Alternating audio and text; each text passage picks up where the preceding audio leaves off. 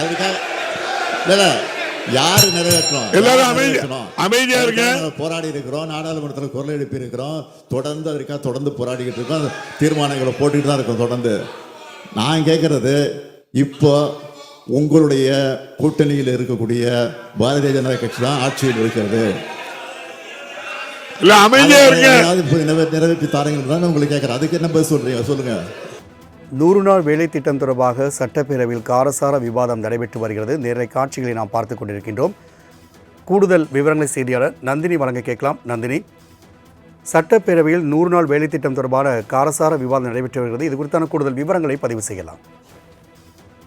மகாத்மா காந்தி ஊரக வேலைவாய்ப்பு திட்டம் தொடர்பாக சட்டப்பேரவையில் நாளை சிறப்பு தீர்மானம் கொண்டு வர இருப்பதாக தமிழ்நாடு முதலமைச்சர் சட்டப்பேரவையில் தெரிவித்திருக்கிறார். குறிப்பாக சட்டப்பேரவையில் ஆளுநர் உரை மீதான விவாதத்தில் பேசிய அதிமுக சட்டமன்ற உறுப்பினர் தங்கமணி, 100 நாள் வேலைவாய்ப்பு திட்டத்தை 125 நாட்களாக உயர்த்தப்படும் என மத்திய அரசு தெரிவித்திருப்பதாகவும், ஆனால் ஆளுநர் உரையை பார்க்கும்போது அந்த வேலைவாய்ப்பை இல்லாமல் ஆக்கிவிடுவார்களா என தோன்றுவதாகவும் அவர் கூறினார். அப்போது குறுக்கிட்டு பேசிய ஊரக வளர்ச்சித்துறை அமைச்சர் ஐ பெரியசாமி, 100 நாள் வேலைவாய்ப்பு திட்டத்தின் பெயரை மாற்றியதோடு 60% நிதிதான் தருவோம் என தெரிவித்திருப்பதாகவும், இப்போது இருக்கும் நிலையில் அது கொடுக்க முடியுமா, அந்த திட்டத்தை அழிக்க மத்திய சர்க்கார் முயற்சி செய்கிறது, அதற்கு அதிமுக ஆதரவு தெரிவிப்பதாக குற்றம் சாட்டினார்.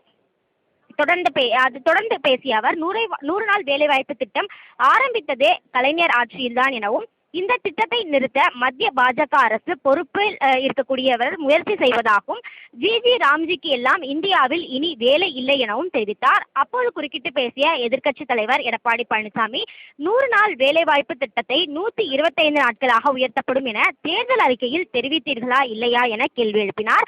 தொடர்ந்து பேசிய தமிழ்நாடு முதலமைச்சர், அதனை யார் செயல்படுத்தி தர வேண்டும், மத்திய அரசுதான் செயல்படுத்தி தர வேண்டும், ஆனால் அதை செயல்படுத்த அவர்கள் தவறிவிட்டதாகவும், நீங்கள் கூட்டணியில் இருக்கிறீர்களே, இதற்கு குரல் கொடுங்கள் எனவும் குறிப்பிட்டார். தொடர்ந்து பேசிய எதிர்க்கட்சி தலைவர், அதனை நம்பிதானே மக்கள் வாக்களித்தார்கள், எனவே இந்த திட்டத்தை நிறைவேற்ற வேண்டியது திமுக அரசின் கடமைதானே எனவும், மத்தியில் இந்தியா கூட்டணி ஆட்சி என்பது நன்றாக தெரிந்தும் பின் எந்த நம்பிக்கையில் திட்டத்தை அறிவித்தீர்கள் என கேள்வி எழுப்பினார். மேலும் 39 நாடாளுமன்ற உறுப்பினர்கள் திமுகவிடம் இருக்கக்கூடிய நிலையில் நாடாளுமன்றத்தில் அழுத்தம் கொடுத்து நாடாளுமன்றத்தை ஒத்திவைக்க முடிந்ததா எனவும், நாடாளுமன்றத்தில் இந்த பிரச்சனை எழுப்பி அழுத்தம் கொடுத்து தீர்வு காண வேண்டியது திமுக தான் எனவும் தெரிவித்தார்.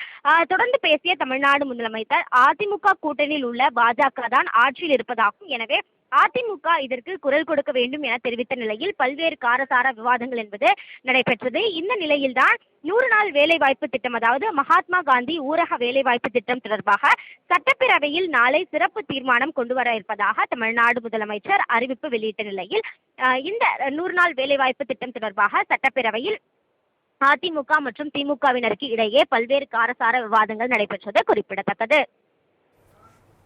நந்தினி, தகவலுக்கு நன்றி.